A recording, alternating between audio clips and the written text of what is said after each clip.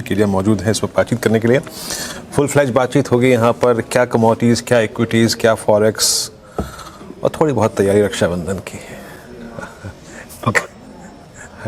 सुशील जी नमस्कार। कहाँ से शुरू करूँ ये बातचीत? हाँ, पहले एक काम करते हैं, मेटल्स जो इस वक्त चमक रहा है, चाहे वो सोना हो, चाहे वो चांदी हो, चाहे वो इंडस्ट्रियल मेटल्स हो, सब के सब सुपर शाइनिंग मोड में हैं। पहले मेटल्स पे आपका टेक, आपका एनालिसिस क्या कह रहा है? देखिए, गोल्ड सिल्वर पे जो हमारी एक मेगा बुल मार्केट रिजम्पशन की कॉल आपके साथ पिछले एक महीने में 2 बार डिस्कस हो चुकी है। $3800 के गोल्ड से हमने ये व्यू लिया कि अब दिवाली 2027 महीना 2 महीना आगे पीछे तकरीबन उस अंतराल में 1.5 साल के अंतराल में गोल्ड $8000 और सिल्वर $170 हो जाए। पहला लेग, एक पहला चरण उसका अच्छी खासी मूव का कंप्लीट हो गया। हमारे क्लाइंट्स से हमने टेक प्रॉफिट कल करवा दिया है। 8-10% की करेक्शन आएगी और उसके बाद वापस बाई सिग्नल मिलेगा तो हम लेंगे। अब आ जाते हैं मेटल्स पर। तो जो आपसे मैंने महीने भर पहले कहा था कि हमारे सारे मेटल्स के शॉर्ट हमने काट लिए और अब यहां से लोहा गर्म है, मार दो हथौड़ा। तो अब मेटल्स ही मेटल्स चारों तरफ मची हुई है। तो अब यहां से नई लिवाली करके तो हमें अपनी एवरेज बिगाड़नी नहीं है। वीरू जी, व्यापार जो है ना, कितनी आप चार्ट लगा लो, कितनी फंडामेंटल लगा लो, किसी भी तरह की आर्ट लगा लो, लास्ट में व्यापार, उसकी सिंपल सीधी व्याख्या है, सस्ता खरीदो महंगा बेचो। सस्ते में हमने पेट भर के ले लिया और हम गणेश जी महाराज की तरह अपना पेट बड़ा करके चुपचाप बैठे रहेंगे। अभी मेटल्स में हम सवारी करेंगे। फर्दर यहाँ पे कोई उछल कूद करके इमीडिएटली अगले 2 घंटे की लिवाली करना न हमारी उम्र को शोभा देता है और न हमारे अंदर उतनी काबिलियत है। अच्छा, एक बात और सुशील जी, अब आपने मेटल्स को बात कर ली है ना, मेटल्स की बात कर ली, आपने क्रूड को देखा, आपने डॉलर इंडेक्स को देखा, आपने बॉन्ड यील्ड को देखा, यूएस मार्केट को देखा।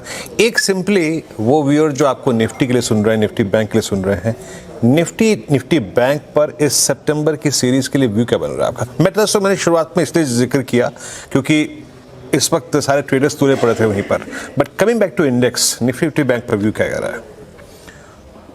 तो देखिए, आपने कहा था रक्षाबंधन को भी हमें टच करना है। तो जैसे कॉस्पी में कोहराम मचने के बाद अब न्यू हाई का हमारा कॉल आ गया और 25% कॉस्पी नीचे से बढ़ गई, 1600 की तरफ अग्रसर है।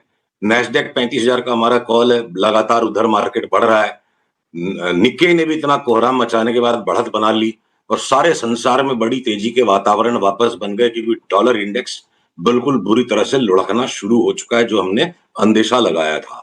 तो चारों तरफ चतुर्दिक सारे संसार में इन स्ट्रेस्ड आउट एटमॉस्फेयर में भी तेजी के बावजूद हमारी निफ्टी बैंक निफ्टी जो है ना, वो ऐसे रक्षाबंधन के टाइम पे जो कुछ बहनें ना ऐसे नखरे करती हैं कि भी राखी बंधानी है तो फ्लाइट पकड़ के दिल्ली आना पड़ेगा। तो निफ्टी सारा संसार उत्तेजना में है, पर ये तो रूठी हुई बहन की तरह निफ्टी बैंक निफ्टी इठला रही हैं कि भैया अब इनको कैसे मनाएं हम। तो यहां आकर बुद्धि और मन दोनों बेबस हैं कि किसी तरह या तो बहन तरस खा के राखी बांध दे या फिर ये निफ्टी बैंक निफ्टी भी बाकी संसार के साथ चल पड़े। ओके, ये ओवरऑल व्यू आपका मार्केट पे। सुशील जी गुड आफ्टरनून, श्रेया बात कर रही हूँ। अच्छा, ओवरऑल मार्केट पे हमने बात की, मेटल्स पैक पे बात की, आपने क्रूड भी छेड़ा, लेकिन जब भी हम मार्केट के क्रूड पे बात अपनी नहीं हो पाई है।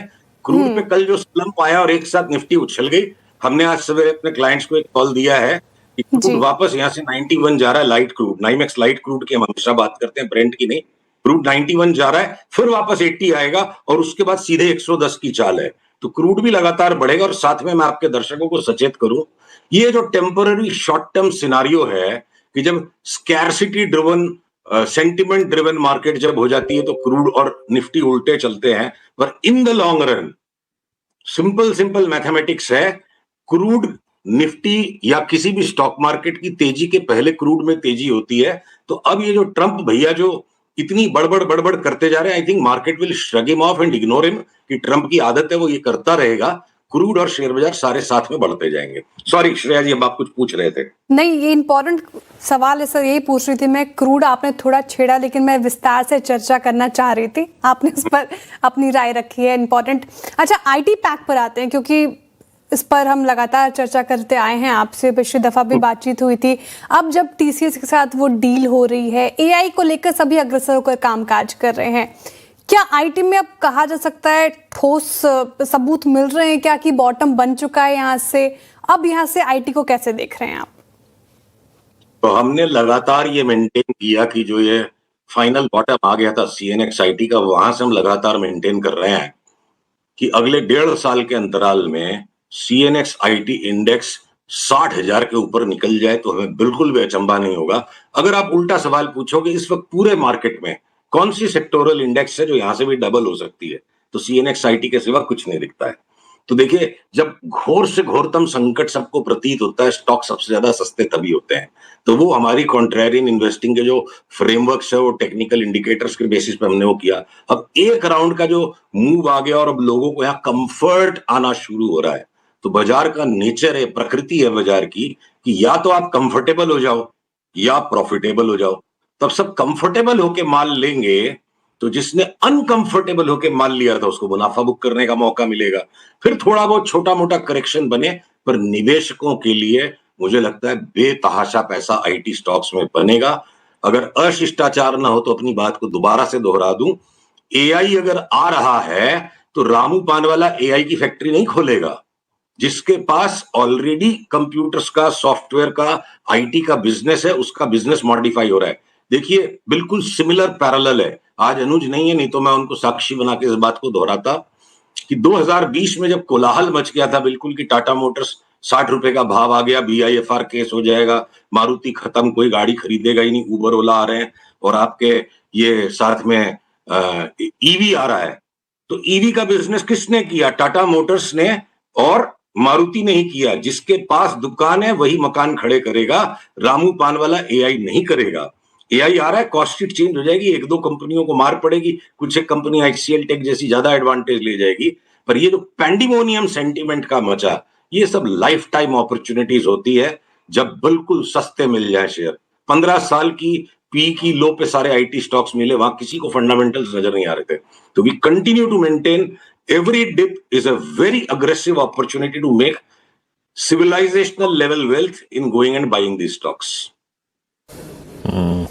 अच्छा सुशील जी, एक अमूमन साधारणतः अगर आप देखें, जो एक सामान्य ज्ञान की बात यह है कि जब मेटल्स बहुत अच्छा कर रहे हैं और मेटल्स का सबसे ज़्यादा आप देखें यूज़ ऑटो में यूज़ होता है, तो ऐसे में क्या ऑटो जो कि एक बड़ा मूव ऑलरेडी दे चुका है, आप देखिए ना इस बार अर्निंग्स के दौरान TVS Motors, Bajaj auto, hero MotoCorp, एक मारुति नहीं चला, एक टाटा मोटर्स पीवी नहीं चला, अदरवाइज सब कुछ चला।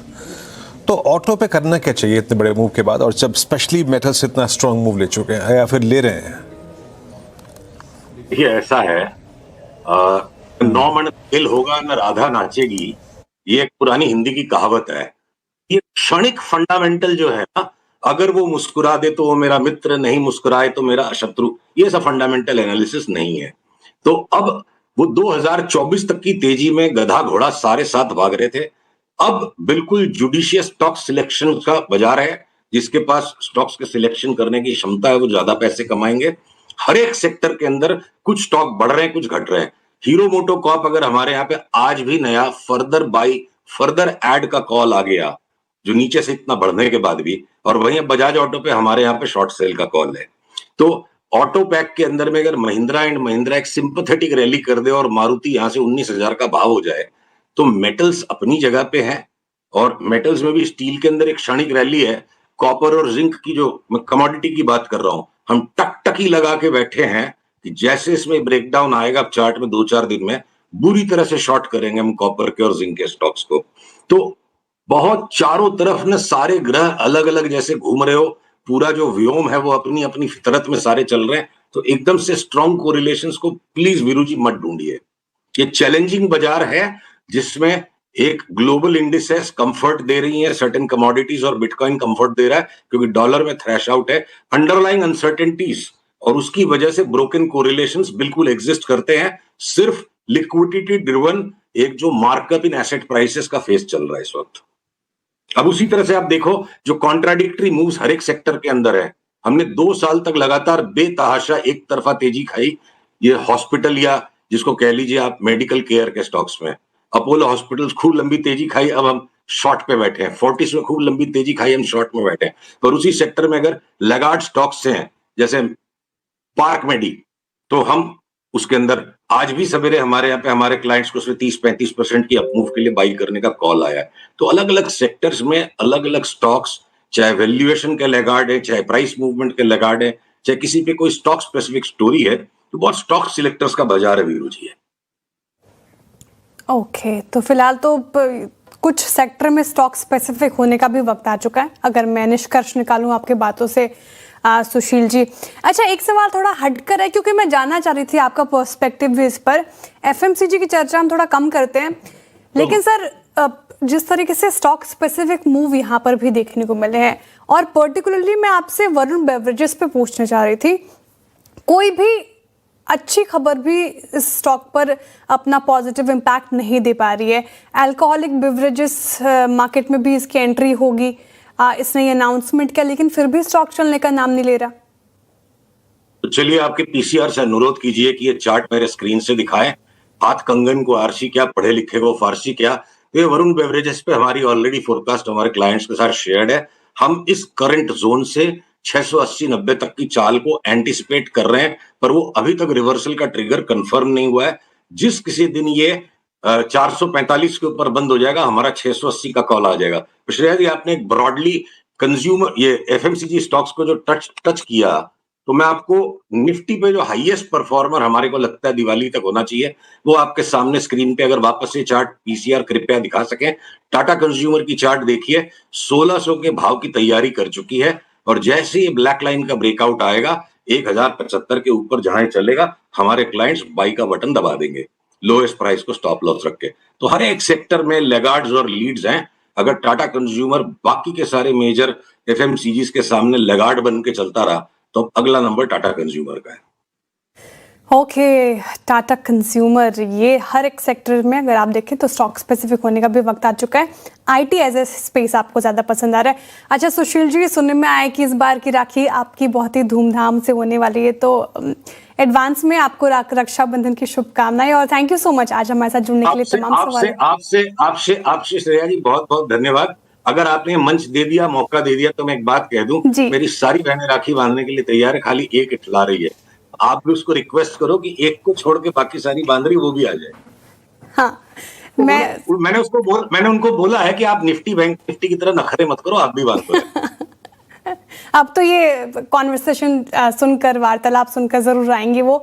And thank you so much sir आज जुड़ने के लिए, तमाम सवालों के जवाब देने के लिए और वक्त देने के लिए। आपका have a very good evening to you.